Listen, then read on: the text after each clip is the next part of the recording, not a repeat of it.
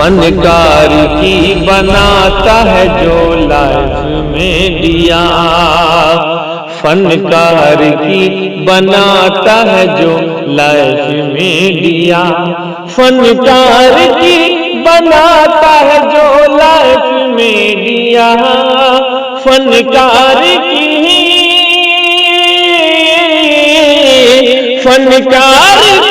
بناتا ہے جو لائف میں دیا۔ عمران بھائی کا ہے وہ بس کیف میں دیا، عمران بھائی کا ہے وہ بس کیف میں دیا، جی کیف میں دیا، کیف میں دیا، کیف میں دیا۔ تو جی ہاں ناظرین کرام، آپ سے ماہر بھارتی مدھوبنی کی مؤدبانہ گزارش ہے کہ ویڈیو دیکھنے سے پہلے KF میڈیا کو ضرور سبسکرائب کر لیں۔ اللهم صل على محمد وعلى آل محمد كما صليت على إبراهيم وعلى آل إبراهيم إنك حميد مجيد، وبارك على محمد وعلى آل محمد كما باركت على إبراهيم وعلى آل إبراهيم إنك حميد مجيد۔ بسم الله الرحمن الرحيم، وبه نستعين، وصلى الله تعالى على خير خلقه محمد وآله وأصحابه أجمعين۔ قال الله تبارك وتعالى في القرآن المجيد والفرقان الحميد: أعوذ بالله من الشيطان الرجيم، بسم الله الرحمن الرحيم، يا أيها الذين آمنوا قوا أنفسكم وأهليكم نارا وقودها الناس والحجارة۔ وقال النبي صلى الله عليه وسلم: طلب العلم فریضۃ وکل مسلم والمسلم۔ دوستوں اور بزرگوں اور دینی بھائیوں اور مقامی حضرات اور کارکنان حضرات، بڑی خوشی اور مسرت کی بات ہے کہ آپ گاؤں والے تمام نوجوان مل کر کے اللہ کی محبت میں اس محفل کو سجایا ہے، اور اس محفل کو سجانے میں بہت بڑی قربانی پیش کی ہے۔ اللہ آپ حضرات کو اس کا جزائے خیر دے گا انشاءاللہ۔ ہم لوگ ایمان والے ہیں، اور ایمان والے اس لیے ہیں کہ ہم لوگ تہہ دل سے کلمہ توحید لا الہ الا اللہ محمد رسول اللہ زبان سے پڑھے ہیں، زبان سے اقرار کیے ہیں، اور دل کی گہرائیوں میں اس کلمے کی وقعت اور اس کے تقاضے کو رکھے دل کی گہرائی میں۔ اب اگر انسان اس کلمے کو پڑھا تو اس کو سمجھنے کی ضرورت ہے، اور جب سمجھ لیا تو اس کے تقاضے کو معلوم کرنے کی ضرورت ہے، اور جب تقاضا معلوم ہو گیا تو اس تقاضے کو پورا کرنے کی ضرورت ہے۔ بس اتنا ہی کام جو انسان کر لے گا وہ مسلمان ہے، اور جو اتنا کام نہیں کیا وہ بے ایمان ہے۔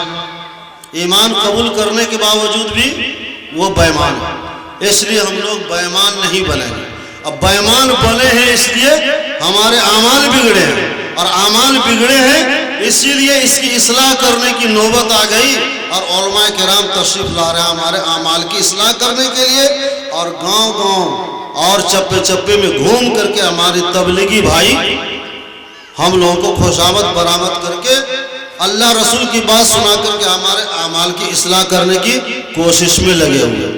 اگر ہمارا اعمال نہیں بگڑتا تو اصلاح کرنے کی نوبت نہیں آتی، اور یہ گاؤں گاؤں گھوم کر کے لوگوں کو سمجھانے بجھانے کی ضرورت ہی پیش نہیں آتی۔ اس لیے بھائی جب بگاڑ پیدا ہوتا ہے تو مستری پیدا ہوتا ہے، اور جب سامان بگڑے گا نہیں تو مستری بنے گا کہاں سے؟ اس لیے میرے محترم، ہم کلمہ پڑھے ہیں، کلمہ کے معنی کو سمجھے ہیں، اور اس کا اقرار کیے ہیں، اس کے تقاضے کو معلوم کیے ہیں۔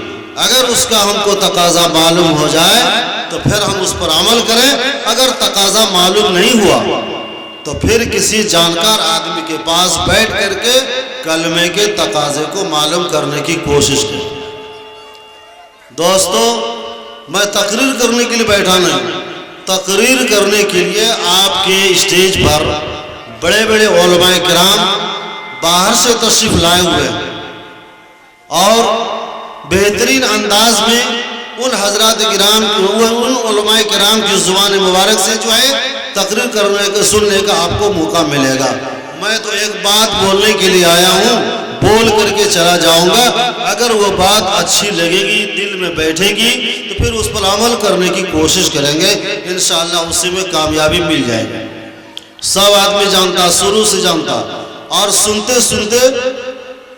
سنتے آئے ہیں کہ دنیا کے اندر یا دنیا سے باہر، دنیا کے اندر بھی جنت اور جہنم ہے اور دنیا کے باہر بھی جنت اور جہنم، سننے میں آیا، دیکھا تو نہیں ہے، دیکھیں گے مرنے کے بعد کہ جنت کہاں ہے اور جہنم کہاں، یہ تو مرنے کے بعد دیکھیں گے۔ لیکن ہم لوگ سماج میں رہ کر کے ایک بات بولتے ہیں کہ دنیا ہی میں جنت اور جہنم ہے۔ ارے جس کی زندگی میں سکھ ہے تو وہ جنت میں، اور جس کی زندگی میں دکھ ہے وہ جہنم میں ہے کہ نہیں؟ ایسا ہم لوگ سماج میں بولتے ہیں۔ ہر شخص کی یہ تمنا ہوتی ہے کہ ہم کو ہمیشہ اپنی زندگی میں سکھ ہی سکھ آئے اور دکھ ہمارے زندگی میں نہیں آئے، ہر شخص یہ تمنا رکھتا ہے۔ تو اگر کوئی آدمی کو معلوم ہو جائے کہ مرنے کے بعد والی زندگی کے اندر ایک جہنم ہے اور ایک جنت ہے، جنت کے اندر جو ہے ہر قسم کی آرام کی سامان وہاں مہیا ہے اور آدمی وہاں جب جائے گا تو لامحدود زندگی پائے گا اور لامحدود آرام کی جگہ پر پا رہے گا۔ اور اگر وہ شخص جنت میں جہنم میں جائے گا تو لامحدود زندگی وہاں ملے گی اور ہمیشہ ہمیں جہنم ہی میں پڑا رہے گا۔ تو کوئی شخص یہ تمنا نہیں کرے گا کہ اس زندگی کے اندر ہم کو جہنم میں ڈالا جائے، کوئی نہیں تلاش، کسی کی تمنا نہیں ہوگی۔ اس لیے جہنم سے ہم لوگ بچنے کی کوشش کریں، دنیا کے اندر بھی، اور مرنے کے بعد والی زندگی جو آنے والی ہے اس زندگی کے اندر بھی جہنم سے بچنے کی ہم لوگ کوشش کریں گے کہ نہیں کریں گے؟ اب جہنم سے ہم کیسے بچیں گے، دنیا کے اندر کیسے بچیں گے اور آخرت میں ہم کیسے بچیں گے؟ تو دنیا کے اندر جو ہے اس سکھ زندگی میں لانے کے لیے ہم کو محنت کرنا ہوگا، نہیں کرنا ہوگا؟ تو جب ہم دنیا کے اندر محنت کریں گے، اچھی روزی تلاشیں گے، اچھا ہنر اپنی زندگی کے اندر پیدا کریں گے، اچھی کمائی کریں گے، تو جب اچھی روزی ہم کو ملے گی، روزی کے اندر برکت جب آئے گی تو ہماری زندگی میں سکھ آئے گا۔ اور اگر ہم کوڑھیا کاپڑ ہو جائیں گے، کمائیں گے نہیں، بیٹھ کر کے رہیں گے، دوسرے کی کمائی کا ہم محتاج رہیں گے، تو ہماری زندگی میں دکھ آئے گا۔ اس لیے ہم لوگوں کو اللہ نے صحت دیا، تندرستی دیا، اس تندرستی کو ہم دو کام میں لگائیں گے۔ ایک کام تو یہ ہے کہ ہم اس تندرستی کو اللہ کی نعمت سمجھ کر کے اس کو استعمال کریں گے، اللہ کے ذکر میں، اللہ کی فکر میں، اللہ کے معرفت حاصل کرنے کی محنت میں، اللہ کی عبادت میں، دین کی خدمت میں اور روزی کو تلاشنے کی خدمت میں۔ تو اس حساب سے اگر ہم زندگی کے ایک حصے کو اس میں استعمال کریں گے تو ہم کو اس لائن سے ہمارے زندگی کے اندر جو ہے کامیابی ملے گی، دنیا کے اندر بھی اور آخرت کے اندر بھی۔ تو جہنم سے بچنے کا ایک طریقہ اللہ کے رسول صلی اللہ علیہ وسلم نے دنیاوی زندگی کے اندر ہم لوگوں کے سماج میں آ کر کے اس زمانے میں اپنے ماننے والوں کو بتایا کہ اگر آپ اس سسٹم سے چلو گے تو جہنم سے بچ جاؤ گے، اور اگر اس سسٹم سے نہیں چلو گے تو جہنم میں چلے جاؤ گے۔ اب کون ایسا بیوقوف انسان ہوگا جو مرنے کے بعد والی زندگی میں جہنم میں جائے گا؟ اس لیے دوستوں اور بزرگوں، ہم کو اللہ کے رسول صلی اللہ علیہ وسلم کی زندگی کو دیکھنا ہے، اور آپ صلی اللہ علیہ وسلم نے جہنم سے بچنے کا جو سسٹم بتایا اس سسٹم کو معلوم کرنا اور اس کے طریقے پر ہم کو چلنا ہے۔ اللہ تبارک تعالیٰ نے بہت پیارے انداز میں اپنے ماننے والے ایمان والے بھائیوں کو یہ سمجھایا اور یہ بڑی نصیحت انداز میں کیا کہ یا ایھا الذین آمنوا قوا انفسکم واہلکم نارا، کہ اے ایمان والو اپنے آپ کو بچا لو، اپنے آپ کو بچا لو، اپنے بال بچوں کو بچا لو، اپنے پریوار کے لوگوں کو بچا لو، اپنے دوست احباب کو بچا لو، اپنے سماج کو بچا لو، اپنے ملک کو بچا لو۔ کس چیز سے؟ جہنم کی آگ سے۔ یہ جہنم کی آگ سے بچنے کے لیے اللہ رب العزت نے ارشاد فرمایا، اور وہ جہنم کہ وقودھا الناس والحجارہ، کہ وہ جہنم ایک ایسی جگہ ہے کہ اس جہنم کی آگ کو سلگانے کے لیے ہم لوگ دنیا کے اندر چولہا جلاتے ہیں جلاون سے۔ اللہ رب العزت یہ فرماتے ہیں کہ اس جہنم کا جو ایندھن ہوگا، جو جلاون ہوگا، انسان ہوگا اور پتھر ہوگا۔ پتھر کی آگ بڑی کڑکڑوا ہوتی ہے، کوئلہ کی آگ بڑی کڑکڑوا ہوتی ہے۔ تو اگر آگ کو پتھر ڈال کر کے آگ کو سلگایا جائے اور اس میں آدمی کے شریر کو ڈالا جائے تو آدمی کے شریر میں چربی ہی چربی ہے، اس لیے چربی جتنا ٹپکے گی اس آگ کے اندر، وہ آگ کے اندر دھندوڑا اور شعلہ اتنا ہی نکلے گا۔ تو کوئی انسان ہے جو بیوقوف جو اس میں جلنے کی کوشش کرے گا، لیکن اللہ نے فرمایا کہ اس جہنم کا ایندھن جو ہے انسان ہوگا اور پھر پتھر ہوگا۔ بتائے کتنا کڑکڑوا آگ ہوگی اس میں، اور کتنی اس میں تپش ہوگی، کتنا جلن ہوگا، کوئی انسان وہاں پر جو ہے برداشت نہیں کر سکتا۔ اس لیے دوست اور بزرگوں، اللہ نے یہ فرمایا کہ اے ایمان والو لوگوں جو ہم کو مانتے ہو، جو ہمارے اوپر ایمان قبول کیے ہوئے ہو، وہ اپنے آپ کو، بال بچوں کو، پریوار کے لوگوں کو، سماج کے لوگوں کو، ملک کے لوگوں کو جو ہے جہنم کی آگ سے بچا۔ اب جہنم کی آگ سے بچنے کے لیے ہم کو طریقہ معلوم کرنا ہوگا کہ کون سا طریقہ ہم اختیار کریں اور کس راستے پر ہم چلیں کہ اس کی وجہ سے اللہ رب العزت ہمارے جسم کو اس جہنم کا ایندھن نہ بنائے۔ وہ طریقہ معلوم کرنا ہوگا۔ طریقہ کیا ہے؟ اللہ رب العزت کے کلام پاک کے اندر اگر آپ غور و خوض کریں گے، خوب دھیان سے پڑھیں گے، اللہ کے رسول صلی اللہ علیہ وسلم کی حدیثوں پر خوب دھیان سے بیٹھیں گے اور تعلیم کے میدان میں بیٹھیں گے، حلقہ بنا کر کے بیٹھیں گے، اور جب تعلیم کا سلسلہ شروع ہوگا اس کے اندر بہت ساری باتیں ایسی ہوں گی کہ جس کے ذریعے سے انسان اس جہنم سے بچ سکتا ہے۔ میرے محترم، اس لیے جو انسان کلمہ پڑھ لیا اور اقرار کر لیا زبان سے اور اس کے تقاضے کو اپنی زندگی کے اندر لے آیا، تو سب سے پہلے اس کلمہ پڑھنے والے ایمان والے، چاہے وہ عورت ہو یا مرد ہو، اس ایمان لانے اور مردوں اور عورتوں کے اوپر اللہ رب العزت نے 5 وقت کی نماز کو فرض کیا ہے۔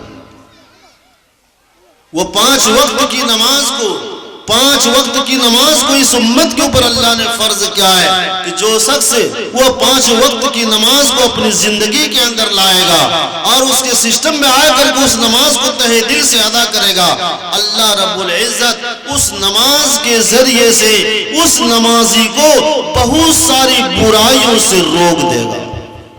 اور قرآن خود کہتا ہے کہ ان الصلاۃ تنہی عن الفحشاء والمنکر ولذکر اللہ اکبر، کہ جو انسان نماز پڑھے گا، یہ نماز اس نماز کے اندر ایک ایسی خصوصیت اور صفت ہے اس کے اندر کہ اس نماز کے ذریعے سے وہ انسان بہت سارے گناہوں سے اپنے آپ کو بچا لے گا۔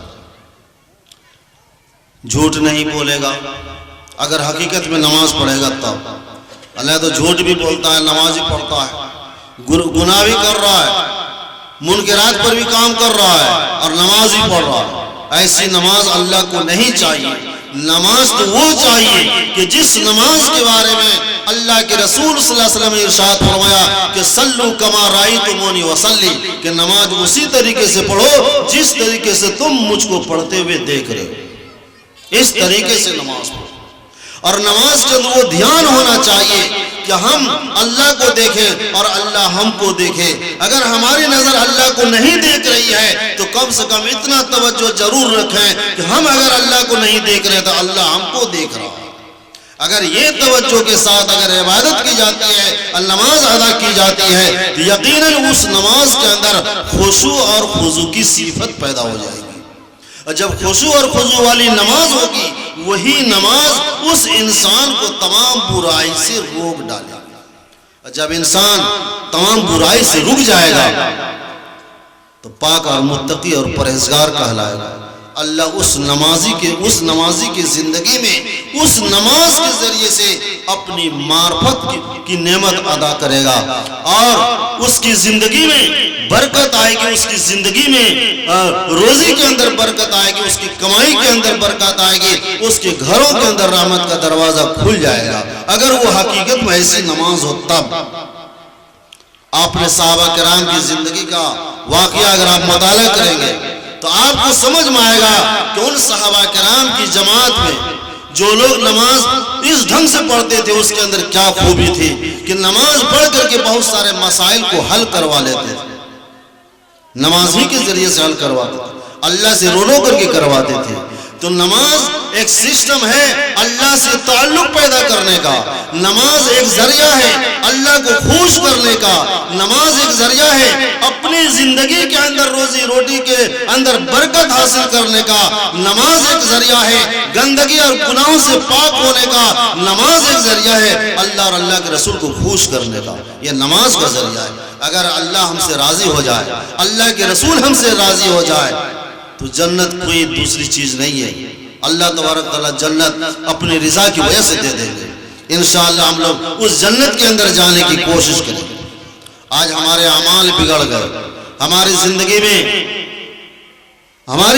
میں غیبت کرنے کی عادت بن گئی، ہماری زندگی میں جھوٹ بولنے کی عادت ہو گئی، ہماری زندگی میں دھوکہ دینے کی عادت ہو گئی، ہماری زندگی میں حلال روزی کمائی کرنے کا جو ہے عادت بن گئی، ہماری زندگی کے اندر جو ہے شراب پینے کی عادت ہو گئی، ہماری زندگی کے اندر نشہ خورانے کی عادت ہو گئی، ہماری زندگی میں ایسی برائی پیدا ہو گئی کہ ہم چھوٹے اور بڑے کی قدر کو سمجھنا بھی گوارا نہیں کرتے. ماں باپ کی قدر نہیں کرتے، ماں باپ کی قدر کو ہم پہچانتے نہیں. اپنے سے بڑوں کی قدر ہم کیسے کریں، اس کا ہمارے پاس کوئی گیان اور کوئی علم نہیں. آج چھوٹے بڑے کی پہچان ختم ہو گئی، اونچ نیچ کا پہچان ختم ہو گیا دوستو، ادب احترام ختم ہو گیا.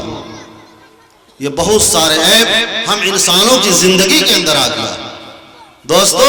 اس لیے کلمہ کا تقاضا جو ہے اس تقاضے کو اگر آپ معلوم کر لیں گے اور اس پر عمل اگر کر لیں گے، کوشش کر لیں گے تو انشاءاللہ ہماری زندگی کے اندر جتنی بھی برائیاں ہیں تمام برائیاں ختم ہو جائیں گی. ایک دوسرے سے محبت کرنا، ایک دوسرے سے آپس میں ہمدردی کے ساتھ زندگی گزارنا، یہ ایمان کا تقاضا ہے.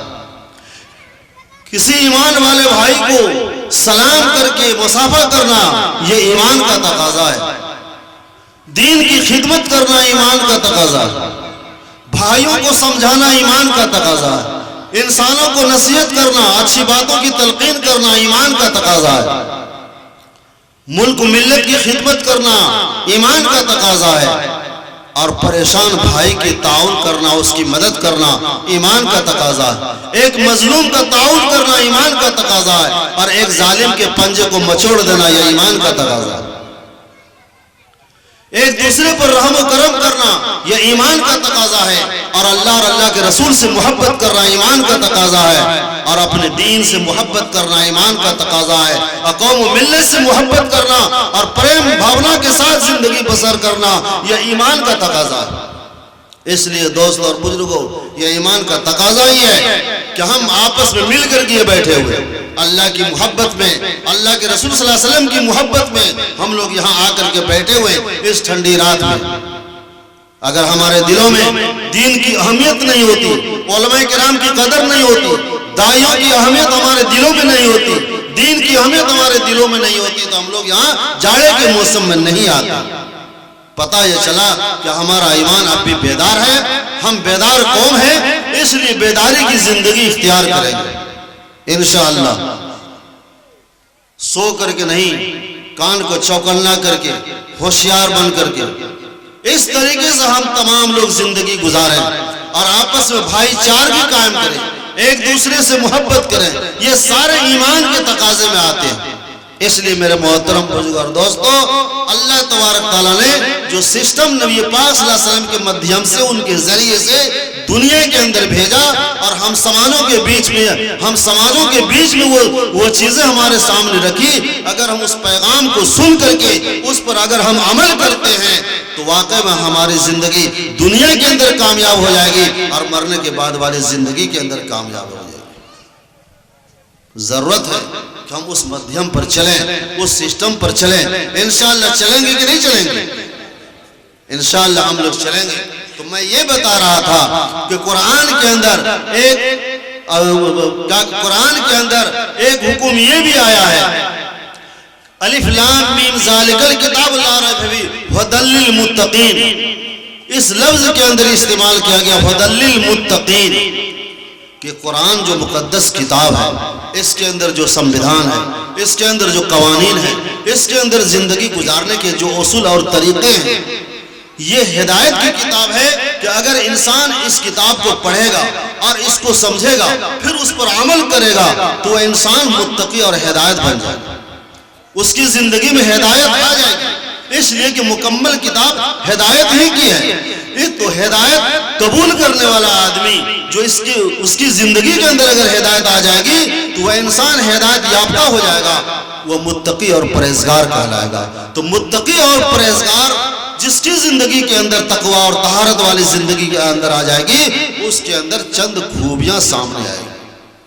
یہ چند خوبیاں، چند صفتیں جب اس کی زندگی کے اندر نمودار ہوگی تو آپ یہ سمجھ جائیں کہ یہ اللہ والا انسان ہے، کہ الذین یؤمنون بالغیب، قرآن کہہ رہا ہے کہ جو تقوی اور طہارت والا انسان ہے، الذین یؤمنون بالغیب، کہ یہ تقوی اور طہارت والے کا ایک پہچان یہ ہے کہ غیب کی چیزوں پر ایمان رکھتا ہے۔ اور غیب کی چیز ہے کیا؟ قبر کی زندگی کے اندر، قبر کے اندر عذاب ہوتا ہے، ایسا ہم کو ایسی خبر دی گئی ہے نبی پاک صلی اللہ علیہ وسلم کے ذریعے سے کہ قبر کے اندر بھی عذاب ہوتا ہے۔ تو قبر کے عذاب کو ہم نے دیکھا نہیں، جنت کو ہم نے دیکھا نہیں، خدا کو ہم نے دیکھا نہیں، قیامت بھی غیب کی چیزیں وہ اس کو ہم نے دیکھا نہیں، آخرت ہم نے دیکھا نہیں۔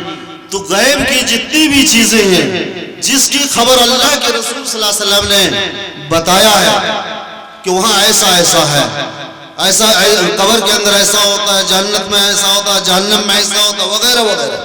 تو یہ غیب کی چیزوں پر بغیر ہم دیکھے ہوئے اللہ کے رسول صلی اللہ علیہ وسلم نے ہمیں ان چیزوں کی خبر دیا اور ہم اس کو مان لیے، قبول کر لیا، آمنا صدقنا۔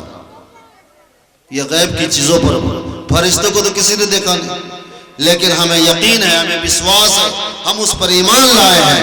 آمنت باللہ و ملائکتی و کتبی و رسلی، کہ ہم فرشتوں کے اوپر بھی ایمان رکھتے ہیں۔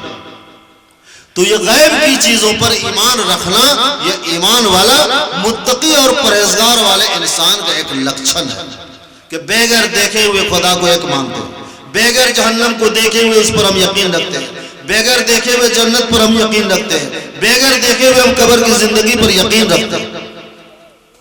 وَيُقِيمُونَ الصَّلَاةَ، یہ تقوی اور طہارت والا انسان کا ایک پہچان یہ ہے کہ نماز کا اہتمام کرتا ہے۔ اس کی زندگی میں 5 وقت کی نماز کا اہتمام ہوتا ہے۔ جب بھی نماز کا وقت ہوتا تو انسان نماز مشغول ہو جاتا ہے، یعنی اس کی زندگی کے اندر نماز کا اہتمام ہے۔ تو الذین یؤمنون بالغیب ایک لکھن کہ غیب کی چیزوں پر ایمان رکھتا ہے اور 5 وقت کی نماز اس کے وقت پر اہتمام کے ساتھ اس کو ادا کرتا ہے۔ وَيُقِيمُونَ الصَّلَاةَ وَمِمَّا رَزَقْنَاهُمْ يُنْفِقُونَ، کہ اللہ نے اس کی زندگی کے اندر جو روزی روٹی دیا ہے، جو دولتیں ان کو دی ہیں، جو پیسے ان کو دیے ہیں، ان پیسوں سے اپنی دنیاوی زندگی کے تقاضے کو پورا کرتے ہوئے جو بچت کھاتا ہوتا ہے اس میں سے تقاضے کے مطابق اللہ کے راستے میں خرچ کرتا ہے. تو الذین یؤمنون بالغیب ویقیمون الصلاۃ ومما رزقناہم ینفقون والذین یؤمنون بما انزل الیک وما انزل من قبلک. اور یہ ہدایت یافتہ انسان اللہ کی کتابوں پر یقین اور وشواس رکھتا ہے، وہ کتاب جو قرآن مقدس ہے، اور وہ کتاب جو قرآن سے پہلے اللہ تبارک تعالیٰ نے اپنے نبیوں پر یعنی نبی پاک صلی اللہ علیہ وسلم سے پہلے دوسرے نبیوں پر جو نازل کے ان آسمانی کتابوں پر جو ہے یقین اور وشواس رکھتے ہیں. اگر یہ چند خوبی اس کی زندگی کے اندر ہے تو اولئک هم، اور آخرت کے دین پر یقین اور وشواس رکھتا ہے کہ قیامت آنے والی ہے، اس قیامت کے دن دنیا فنا ہو جائے گی اور دنیا کے اندر بسنے والے تمام انسان فنا ہو جائیں گے، یعنی دنیا نشٹ ہو جائے گی، اور اس کے بعد اللہ ہم تمام انسانوں کا حساب و کتاب لے گا. تو یہ قیامت جو ہے، اس قیامت کے دن پر وہ انسان یقین اور وشواس رکھتا ہے. تو یہ چند خوبی اس انسان کی زندگی کے اندر پائی جاتی ہے کہ نمبر 1 میں غیب کی چیزوں پر ایمان اور وشواس رکھتا ہے، نماز کا اہتمام رکھتا ہے، اپنی روزی میں سے تھوڑا سا مال نکال کر کے اللہ کے راستے میں خرچ کرتا ہے، قرآن آسمانی کتابوں پر جو یقین اور وشواس رکھتا ہے، اور کیا کہتے ہیں آخرت کے دین پر یقین اور اس کو وشواس ہے. تو اولئک هم المفلحون. یہی لوگ سرٹیفکیٹ والے ہیں، یہی لوگ ہدایت والے ہیں. یہ ہدایت، یہ جب یہ ان لوگوں کو سرٹیفکیٹ دے دیا گیا کہ یہی لوگ ہدایت والے ہیں، تو یہی ہدایت والے لوگ اللہ کے یہاں کامیاب ہیں. اس لیے بھائی یہ کامیابی کا جو راستہ ہے اس راستے پر ہمیں چلنا ہوگا، تب ہم دنیا کے اندر بھی کامیاب ہوں گے اور مرنے کے بعد والی زندگی کے اندر انشاءاللہ کامیاب ہوں گے. اور ان تمام راستوں کو معلوم کرنے کے لیے علم کی ضرورت ہوتی ہے.